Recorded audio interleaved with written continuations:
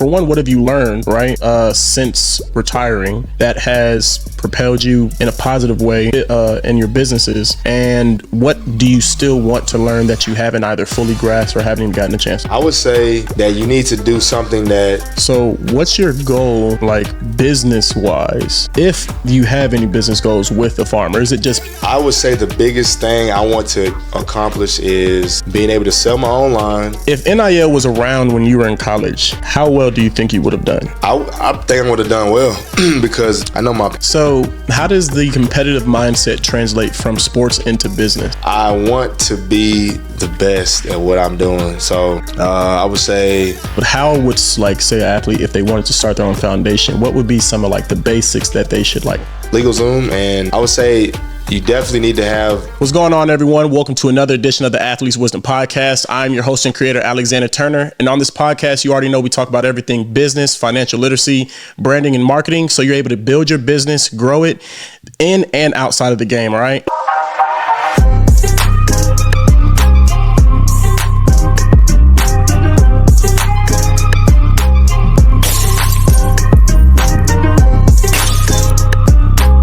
So today I have an amazing guest with me who has done just that. He has not only built his brand in the game, but built it outside of the game as well, and is understanding what financial literacy is so he can grow his wealth not only for himself, but his family. What's going on, Avery? How you doing today? Doing great. How about yourself? Feeling blessed, man. I'm feeling blessed. I just want to first take the time to thank you for, coming out today. I know you got a busy schedule, about to fly out later today, so I appreciate it, man. Oh yeah, no doubt, my man.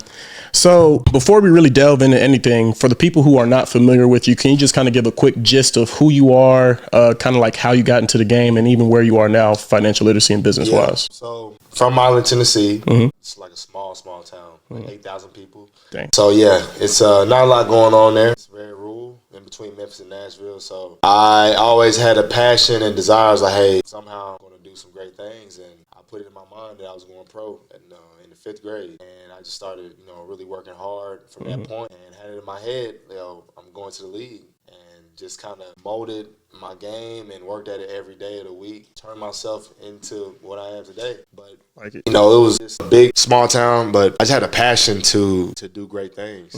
And I achieved it. I just had it in my mind to make sure I got to go pro. And I knew that was something that I could get out and bring value to my community one day. Know how I was going to do it, but now I'm on that second wave. I'm building the league. You said originally, I'm going to go back a little bit to when you first started saying, you said in the 5th grade, you decided right then and there that you were going to go to the NFL. Yeah. And obviously you had to put yourself in a certain mentality and change your mindset to obviously put in the type of work to get there. And then you also said after you were done, because you said you stopped playing, December 24th, and your son was born a week later, and then you had to start figuring out life. And I'm sure that was another mentality shift. Yeah. So kind of explain, how you got into the original mentality of putting in that type of work, because a lot of people say they want to go to the pros, right? Yeah. But then it's once they see the work and the grind that has to go to it, they say, I don't want to do this. They switch, right? So how did you initially get into the mentality of I'm going to put in this work no matter what it takes to get here? And then how did that mentality shift? And then what mentality did you get into afterwards, once you had to start raising your family and kind of figure out life without football? I would say how I got into that mentality. Well, I'll give you the whole story. It was my cousin, actually. We would just sit. We had a little family gathering, and he was telling me how he used to pull the tire, this 18-wheeler tire up the hill at my grandma's house. And I was like, dang, really? And I was kind of wanting to play football and hadn't jumped into it yet. So let me ask you this, right? I want to pivot it a little bit into the sports side before we jump back into business side of sports and then business in general. You went to the University of Kentucky, and obviously from there you went to the Titans. But while you were at Kentucky, all right, we all know about NIL and how NIL is now. And I know you haven't obviously participated in that, but just from what you've seen NIL is now, how is it different besides the actual compensation aspect? Like, how is it different for athletes with NIL than it was back then? Yeah, it's a lot different. I can't remember who I was talking to. I was talking to one of the strength coaches at Kentucky, and one of the receivers, he's making like 600 a year? Damn. 600K. I was like, yo, what? That's insane. But I mean, hell, I was happy just to get my paycheck, $5,000 of a semester. I said they're the ones that's making these universities, these coaches and all that. To a certain extent, obviously, they have to be good coaches and staff in school to make the money. But it's the players that you're bringing in that's going to, without the players, how y'all going to make money? Exactly. Because, I mean, let's be real. Education, I mean, can only get you so far. You get out a college degree. Mm-hmm. I mean, you're not going to get just an amazing job. Like, okay, yeah, my school got paid for. Mm-hmm. Like, okay, it's amazing. But what job is that going to get me? That's actually going to be beneficial for my future. That's going to change my life. So I mean, you getting out, you did all this work, and you leaving with no money but a degree. At least you can leave with your pockets full. Facts. And nowadays, a lot of people, from what I've seen, when they get their degree, a lot of them don't even end up finding a profession in their degree. No. So they're left, if they didn't have scholarships and grants, right? They're left with debt. Yes. They have a degree that if NIL was around when you were in college, how well do you think you would have done? I think I would have done well because I know my parents would have, kept me on track. I would have done well. I would have saved my money. I was pretty smart with my money when I was getting the little small checks. Mm-hmm. So I don't know. I know I wouldn't have blew. But man, I wish I could have got some of that money to start. Just to like get a jump on life. I mean, I got blessed anyway. Mm-hmm. But yeah, it just would have made everything a lot easier. Gotcha. So how was the transition from college to the pros for you, especially those first few years? It was tough at times. I would say that first year was definitely a big transition, just the length of the season. Because it's like anywhere from 5 extra games. They played 11 and 12 in college. 12.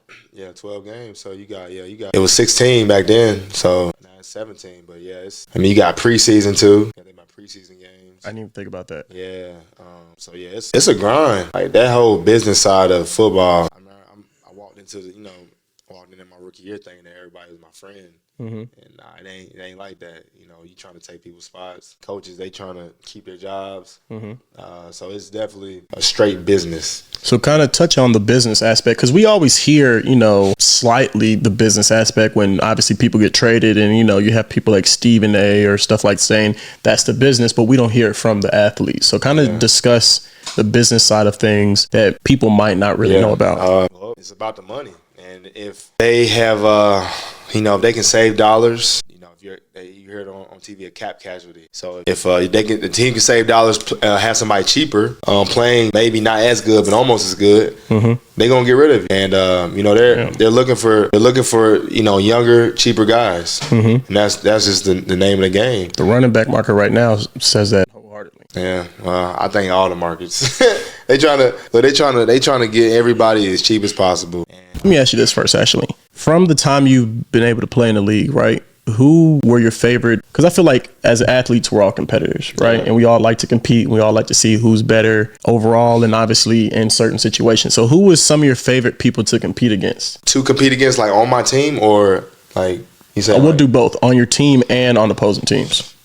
On opposing teams? That's a good question, man, because I done faced a lot. That's a tough question. Favorite person or... It doesn't have to be number one favorite, just like top people that come to mind. You can list, about as many as you want, up to 5 maybe. I mean, I'm trying to think who was in my conference. Like playing against... you got your Deshaun Watson. You got your Tom Brady's. That was... You were in Tom Brady. I'm glad you brought up your hometown because I saw that you do something called the Avery Williamson Field Day. Your second annual one this past in June, right? June 3rd? Yeah, it was June 3rd. And June 3rd. The proceeds go to the Avery Williamson Reach Foundation. Yeah. So can you kind of talk about why both of those are so close and dear to your heart and what made you kind of start that? I should do something just for the city, you know what I'm saying? Just get people out the house. Mm-hmm. I was like, I hadn't played dodgeball in years. And I just started talking. I was like, yo, I should do some type of field day for the, for the community. Mm-hmm. And we just literally put something together within a couple months and, had the first Avery Day. But how would, say, an athlete, if they wanted to start their own foundation, what would be some of, the basics that they should, have or some of the people that they should seek in order to start their own foundation of their own?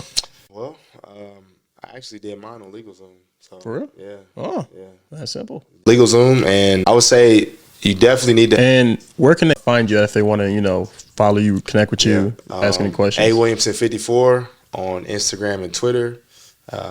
Hit me up if you got any questions. I don't know it all, but I'm learning. So. Hey, well, I appreciate you coming on today, man. Definitely. And look, Definitely. if you haven't already, just go ahead and make sure you subscribe. Follow my guy Avery, and we'll see you next time. Let's go.